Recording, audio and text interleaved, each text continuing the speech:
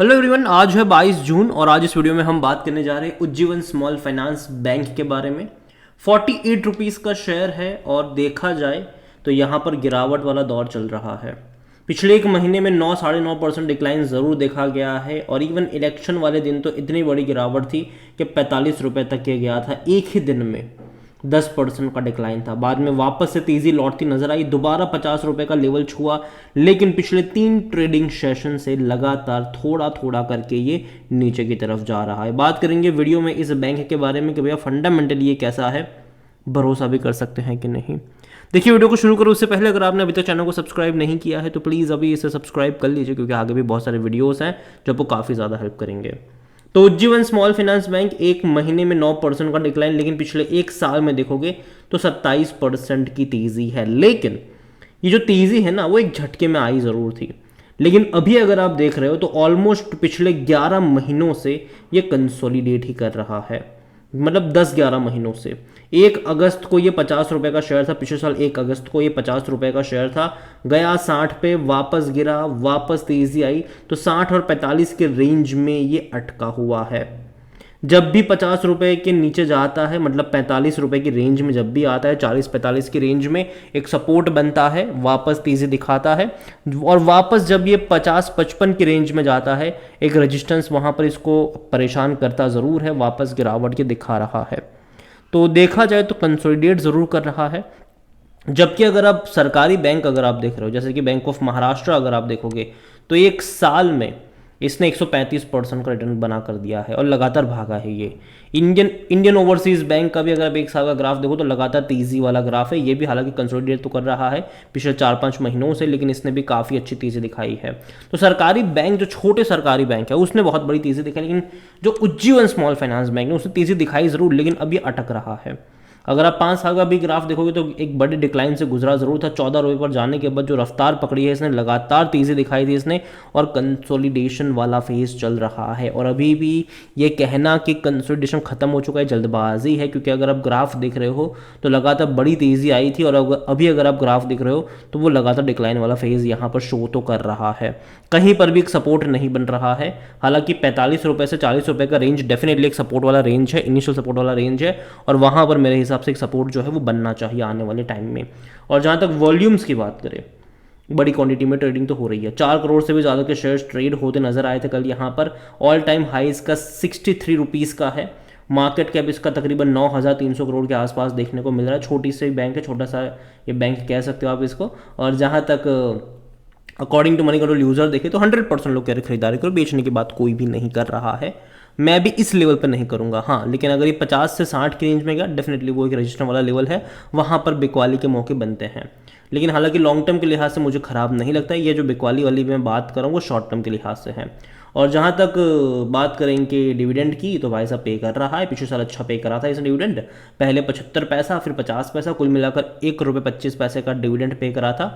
और ये इसीलिए अच्छा है क्योंकि अगर आप देखोगे तो अभी पिछले साल तक, मतलब 2 साल पहले की अगर मैं बात करूं तो ये 14-15 रुपये का शेयर था, ठीक है। और अगर वो शेयर, वो कंपनी जो 14-15 पे ट्रेड कर रही थी, और अगर वो 1 रुपये 25 पैसे का आपको अगर डिविडेंड पे करती है तो बहुत अच्छा डिविडेंड होता है ये। और पिछले साल जो इसने 1 रुपये 25 पैसे का डिविडेंड पे करा था, इस साल उससे ज़्यादा का डिविडेंड पे करा है, 1 रुपये 50 पैसे का। और यहाँ पर हालांकि अपडेट नहीं, लेकिन 1 रुपये 50 पैसे का डिविडेंड इसने इस साल पे करा है। 18 मई को जो इनके रिजल्ट्स आए थे उसके साथ फाइनल डिविडेंड भी अनाउंस हुआ था, और वो 1 रुपये 50 पैसे का डिविडेंड था। तो ये बहुत अच्छा डिविडेंड मेरे हिसाब से है। आप ये सोचो कि भाई साहब ये कंपनी जो है, ये शेयर जो है, वो 2 साल पहले, 1.5 साल पहले 15 रुपये के नीचे ट्रेड कर रहा था, और अभी ये 1 रुपये 50 पैसे का आपको डिविडेंड पे कर रहा है। मतलब 10% का डिविडेंड आपको यहाँ पर मिल गया, ठीक है। जनरली ये बैंक एफडी से भी ज़्यादा है और म्यूचुअल फंड के रिटर्न के करीब करीब है ये। और शेयर प्राइस में तेज़ी आती है वो अलग से यहाँ पर। और जहाँ तक देखा जाए वैल्यूएशन के हिसाब से तो इसका जो पी रेशियो वो सस्ता ज़रूर है, 8 का पी है इसका, सेक्टर पी 17 का है। 93% एनालिस्ट कहते हैं खरीदारी करो। फिनेंशियल्स अगर आप देखोगे इनके तो पिछले कुछ क्वार्टर में इनके जो नंबर्स है उसमें रेवेन्यू में बहुत अच्छी तेज़ी आई, लेकिन प्रॉफिट में वो तेज़ी देखने को नहीं मिल रही है। अगर आप देखोगे तो जून 2023 में जहां इनके रेवेन्यू 1465 करोड़ के थे और प्रॉफिट 324 करोड़ का था, वो बढ़ के कितना हुआ 1765 अभी मार्च में। और प्रॉफिट था 330 करोड़ का, जो कि देखा जाए तो रेवेन्यू के बढ़ने के मुकाबले प्रॉफिट कम है, लेकिन मेरे हिसाब से अभी भी इनके प्रॉफिट्स अच्छे हैं। हर क्वार्टर में 300 करोड़ का प्रॉफिट बहुत शानदार है, बहुत शानदार प्रॉफिट है, ठीक है इनका। यस बैंक भी इतना नहीं कर रहा है, हालांकि अभी लास्ट क्वार्टर में यस बैंक के अच्छे आए, लेकिन फिर भी अच्छे नंबर्स हैं ये। और देखो मैं उम्मीद करता हूँ, देखो इनके मार्जिन बहुत अच्छे हैं। अगर आप देखोगे तो 1765 करोड़ के रेवेन्यू में अगर 330 करोड़ का प्रॉफिट कर रहे हैं तो मार्जिन अच्छे हैं इनके। जहाँ तक अगर हम शेयर होल्डिंग की बात करें तो प्रमोटर की होल्डिंग 73.52% की देखने को मिल रही है, और म्यूचुअल फंड यहाँ पर 0.58% पर है, और डोमेस्टिक इंस्टीट्यूशन के पास 1.75, 3.49 एफआईज के पास है। रिटेल और अदर के मिलाकर 20.67% की होल्डिंग देखने को मिल रही है। देखिए ओवरऑल अगर मैं बात करने जाऊँ उज्जीवन स्मॉल फाइनेंस बैंक को लेकर, तो अगेन मैं कहूँगी ये बैंक खराब नहीं है, ठीक है, खराब नहीं है ये। और पिछले कुछ टाइम में काफ़ी अच्छा परफॉर्म करा है इस बैंक ने, काफ़ी अच्छा परफॉर्म करा है। और एक बड़ी तेज़ी हमने देखी ज़रूर थी, यहाँ पर आप देख सकते हो यहाँ पर कि 2022 जुलाई से सॉरी एक अच्छी रफ्तार हमें देखने को मिली, और वो चली थी 2023 अक्टूबर तक। लेकिन उसके बाद अगर आप देखोगे तो करेक्शन वाला फेज स्टार्ट हो रहा है, और हम पहले भी देख चुके हैं इस बैंक में कि जब करेक्शंस आते हैं तो बड़े वाले करेक्शन आते हैं, लंबे समय के लिए आते हैं। लेकिन मुझे लगता है कि ये जो करेक्शन है वो उतना बड़ा करेक्शन मैं एक्सपेक्ट यहाँ पर नहीं कर रहा हूँ। मुझे लगता है कि 40 और 45 के रेंज के बीच में एक सपोर्ट बनना चाहिए, और वो सपोर्ट यहाँ पर इसको मतलब कह सकते हैं कि वहाँ से तेज़ी की शुरुआत भी हो सकती है। अभी इतना ही कहूँ कि अगर आपके पास है तो होल्ड करो, ठीक है।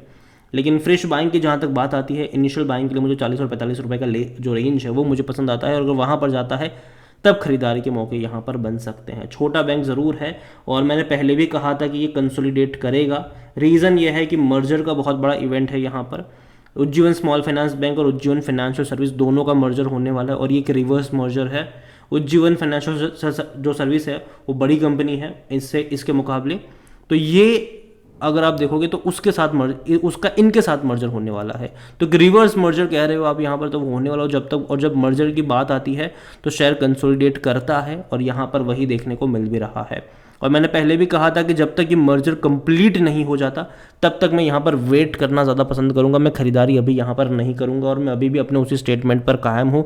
या तो ये 40 रुपये का रेंज दिखा दे, या तो इनका मर्जर कंप्लीट हो जाए, तब जाकर यहाँ पर एंट्री करने के, खरीदारी करने के मौके बन सकते हैं। अगेन ये मेरा पर्सनल ओपिनियन है, कोई भी इन्वेस्टमेंट एडवाइस नहीं है ये। वीडियो को यहीं पे एंड करता हूँ। पसंद आया हो तो लाइक करें, शेयर करें। चैनल पर अगर आप पहली बार हैं तो प्लीज़ सब्सक्राइब करें। और उज्जीवन स्मॉल फाइनेंस बैंक के बारे में आप क्या सोचते हैं वो भी आप मुझे कमेंट में लिख के बता सकते हैं। Thank you.